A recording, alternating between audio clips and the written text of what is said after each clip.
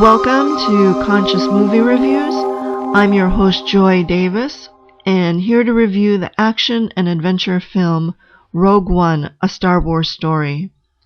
When work on the Death Star space station had stalled, Orson Krennic, the director of advanced weapons research for the Imperial military, descended on a planet to force scientist Galen Erso out of hiding. He was ordered to finish the project. Galen's family was prepped in advance on how to flee for their safety. His wife quickly notified their friend, Saw Gerrera, a veteran of the Clone Wars, while their child Jyn headed for an underground hideaway. Witnessing her father's abduction, Jyn's only comfort were his parting words, "Whatever I do, I will protect you. I love you, Stardust." And from Jyn's mother, a crystal necklace. The nickname Stardust was appropriately given by Galen to his daughter. It revealed the nature of his work, to engineer the planet-destroying Death Star. Based on astronomy, stardust is created by a supernova when a star explodes at the end of its life. The high-energy combustion produces some of the heaviest elements that are dispersed as cosmic dust across the universe that makes up planets, including Earth. Jyn witnessed her father's passive resistance towards the Imperial official before he was taken away. Chuck Spezzano, creator of The Psychology of Vision, teaches that whatever we've repressed, our children will act out for us so that we finally have a chance of forgiving it and releasing our hidden guilt. The parts of ourselves we really dislike show up in our family. The parts of us that need to be integrated for our growth and healing will show up in our children. As Galen was secretly rebellious, his daughter was openly so. Jyn was rescued by Saw Gerrera at the hideout.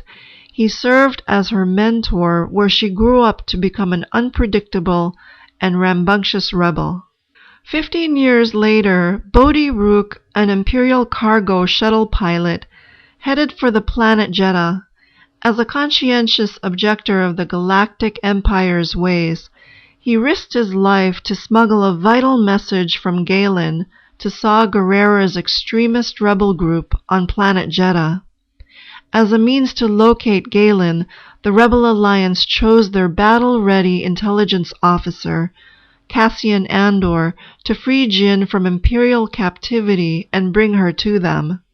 The Alliance would grant her full pardon of all of her crimes if she would help them mend their broken trust with Gerrera. Through Jyn, they may gain access to Galen's message. She agreed to the conditions, even though the rebel cause was not her own. Cassian headed off with Jyn for the rebel compound on planet Jeddah. Joining them was his trusty companion, K2SO, a reprogrammed enemy security droid. This is a case of two lone wolf personalities brought together for a secret mission. These types prefer to do things their own way as self-sufficient introverts who follow their instincts. They don't have to be loyal to a group.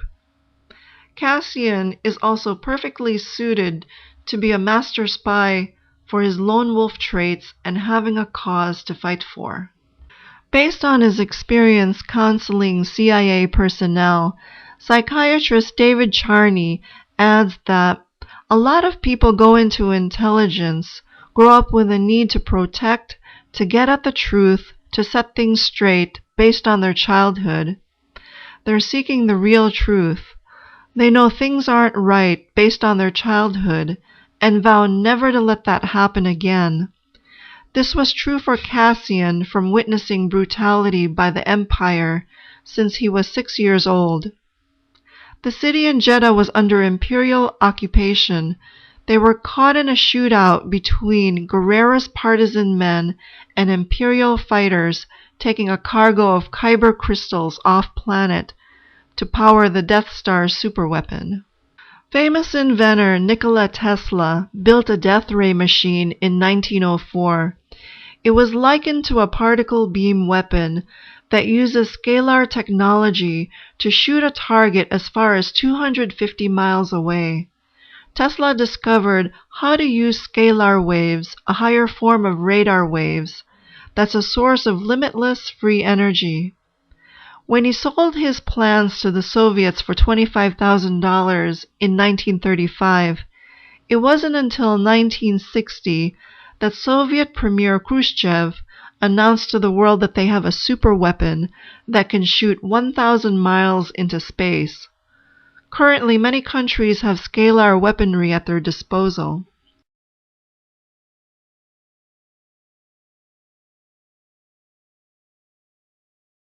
Cornered in battle, Cassian and Jyn were aided by two rogue rebels, a blind man named Chirrut Inwe and his mercenary buddy, Baze Malbus. Like the legendary Japanese swordsman Miyamoto Musashi, who wielded a simple bamboo sword, which he used to deadly effect, Chirrut stood out as a lethal fighter with only a wooden stick. He relied mostly on intuition to make quick and decisive moves. The regular practice of push hands Tai Chi Chuan, an internal form of martial arts, can help you to sense the intention of your opponent as a subtle energy force that's ready to attack. You'll be able to know where the energy is coming from and the direction of that energy to receive and redirect it. By chanting his mantra, "The Force is with me and I am with the Force," it gave Chirrut inner focus. He surrendered himself to be a clear vehicle for the Force to flow freely through him, aligning with the Force's will from moment to moment. He was a living example of self-mastery in action. As for Baze, he was the yang to Chirrut's yin. They were total opposites in character and spiritual awareness, yet respectful of each other's differences. Taken captive by Guerrera's crew, Jyn was reunited with her former mentor. Guerrera wondered if they were still friends, even suspecting that she might kill him. He apologized for abandoning her, knowing that Jyn was hostage material because of her father. He once asked Jyn, "What will you become if they capture you?" A simple answer to that comes from the principle of, "What I fight against, I become." Chuck Spezzano, creator of Psychology of Vision, explained that in our personality, when the rebel knocks off the tyrant who's been running us, the rebel becomes the leader. Unfortunately, given time, the rebel within will manifest traits similar to those of the tyrant. Everything we resist persists because we reinforce and empower whatever we fight against. Galen's holographic message was loving for Jyn and hopeful for all. He had planted a flaw in the reactor module of the space station. One blast would destabilize it, creating a chain reaction that would leave the Death Star vulnerable. To better understand, they would need the schematics located within the Imperial's high-security Citadel tower on the planet Scarif. Death Star Commander Tarkin confronted Director Krennic about his poor management of the project. Proving that he's not just a cog in the bureaucratic machinery, Krennic fired off a low-powered beam from the superweapon directed at the capital of Jeddah and the insurgency within it. Afterwards, Tarkin announced control of the project, taking it away from Krennic due to the security breaches. A clash between bureaucrats vying for power, Commander Tarkin and Director Krennic are perfect examples of criminal minds attracted to bureaucracies like the military, law enforcement, and government. Famous theoretical economist Ludwig von Mises identified a bureaucracy's management of coercion.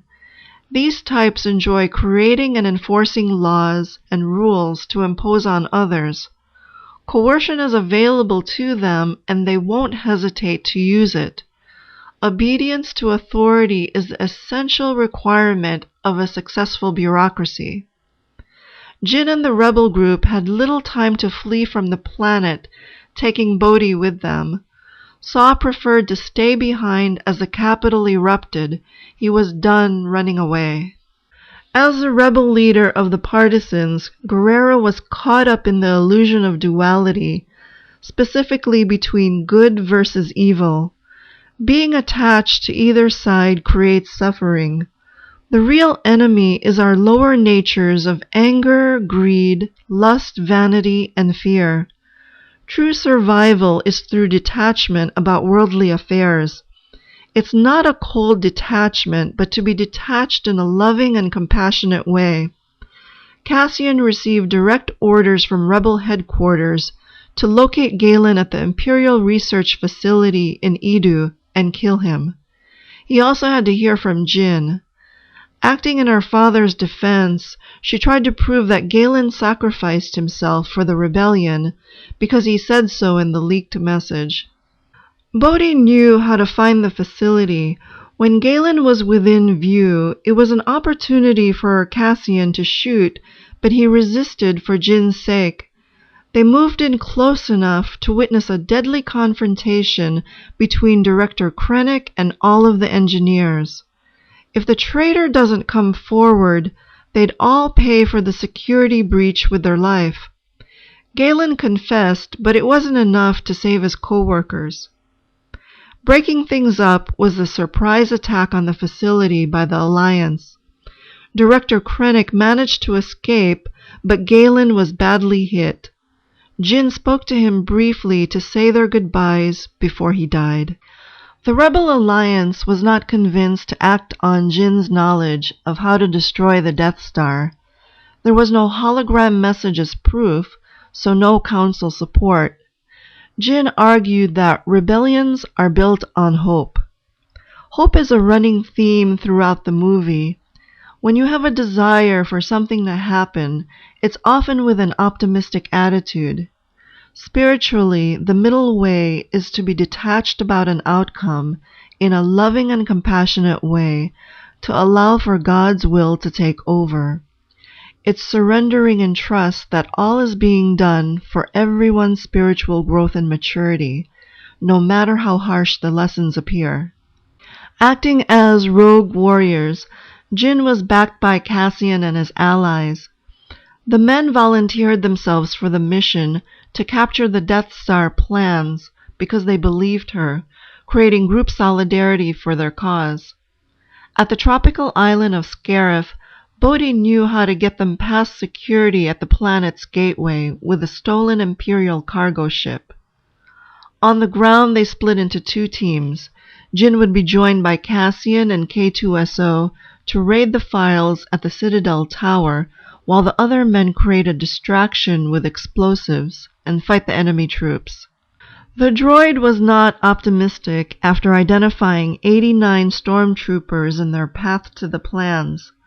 There was a 33% chance of success.